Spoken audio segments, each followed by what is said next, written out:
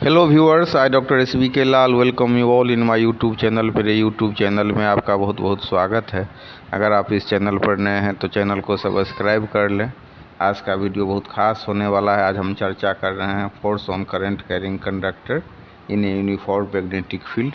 तो इसमें हम देखेंगे कि जब हम वायर लेते हैं, उससे करंट I फ्लो हो रहा है, तो उस करंट I के चलते जो कितना फोर्स उस पर लग रहा है, इसको कैलकुलेट करते हैं।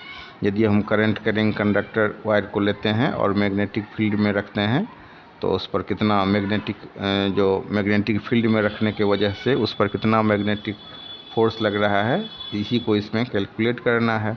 अब इसके लिए क्या करना है, तो इसके लिए हम एक कंडक्टर लेते हैं और कंडक्टर लेते हैं। सबसे पहले आप XYZ एक्सिस ले लीजिए, जिसमें कि तीनों एक दूसरे पर परपेंडिकुलर हैं। और उसमें आप देख सकते हैं फिर Z जो हमारा एक्सिस है, Z एक्सिस के अलोंग हम क्या कर रहे हैं, तो एक हम कंडक्टर ले लेते हैं। अब कंडक्टर का जो एरिया ऑफ क्रॉस सेक्शन है वो A है और इसका जो लेंथ है वो L लेते हैं। तो सबसे पहले हम क्या करते हैं, एक कंडक्टर लेते हैं। यार देखिए, conductor whose length is L and whose cross section of area is A, और इसमें करंट Z एक्सिस के दिशा में फ्लो कर रहा है। तो Z एक्सिस की दिशा में अगर करंट फ्लो कर रहा है तो इलेक्ट्रॉन माइनस Z एक्सिस के डायरेक्शन में फ्लो कर रहा होगा। अब X एक्सिस के पैरेलल हम मैग्नेटिक फील्ड B को लगाते हैं। आप देख सकते हैं ना, यहाँ पर X एक्सिस के ऊपर में देख रहे हैं मैग्नेटिक फील्ड हम B लगा रहे हैं। अब B मैग्नेटिक फील्ड लगाने से क्या होगा, इस पर जो फोर्स लगेगा उसको हम कैलकुलेट कर सकते हैं F बराबर Q V cross B equation से। और इस पर जो X एक्सिस के पैरेलल हम मैग्नेटिक फील्ड B लगाते हैं, तो फिर इस एक इक्वेशन हम लिखते हैं F बराबर Q VB sin थीटा। अब चार्ज पार्टिकल पर लगने वाला जो फोर्स है वो क्यों है, तो मैग्नेटिक फील्ड की वजह से है। तो यहाँ पर जो ये हम इक्वेशन लिखा F बराबर Q VB sin थीटा, तो इसमें चार्ज पार्टिकल पर लगने वाला ये फोर्स हो गया F, और Q हो गया चार्ज, B हो गया मैग्नेटिक फील्ड, और V हो गया वेलोसिटी ऑफ इलेक्ट्रॉन। तो इस इक्वेशन को आप 2-4 बार बढ़िया से कर लीजिए। F बराबर Q VB sin थीटा, तो ये कौन सा फोर्स है F, यहाँ पर जो हमने लिखा F बराबर Q VB sin थीटा, तो ये जो फोर्स है वो चार्ज पार्टिकल पर लगने वाला फोर्स है मैग्नेटिक फील्ड के वजह से। और यहाँ पर हम एक एक चीज़ का मान समझ लीजिए। F जो है फोर्स वो कौन चीज़ की वजह से है, तो चार्ज पार्टिकल पर लगने वाला फोर्स मैग्नेटिक फील्ड की वजह से। उसके बाद Q क्या है, तो चार्ज है। V है, V क्या हुआ, तो वेलोसिटी ऑफ इलेक्ट्रॉन हो गया, और B हो गया मैग्नेटिक फील्ड।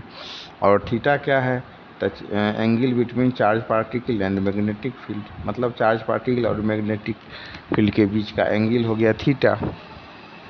इसके बाद हम समझते हैं कि यहाँ पर जो N है वो हो गया number of free electrons per unit volume, और टोटल वॉल्यूम कितना होगा, तो A क्रॉस L होगा। टोटल फ्री इलेक्ट्रॉन कितना होगा, total number of free electron, तो इसमें टोटल नंबर से गुना कर देंगे तो हो जाएगा N cross AL। Total charge Q बराबर हो जाएगा -NaLe, और टोटल फोर्स जो हो गया उसको हम F नेट से डिनोट करते हैं, तो F नेट बराबर हो गया -NaLe/VD V sin थीटा।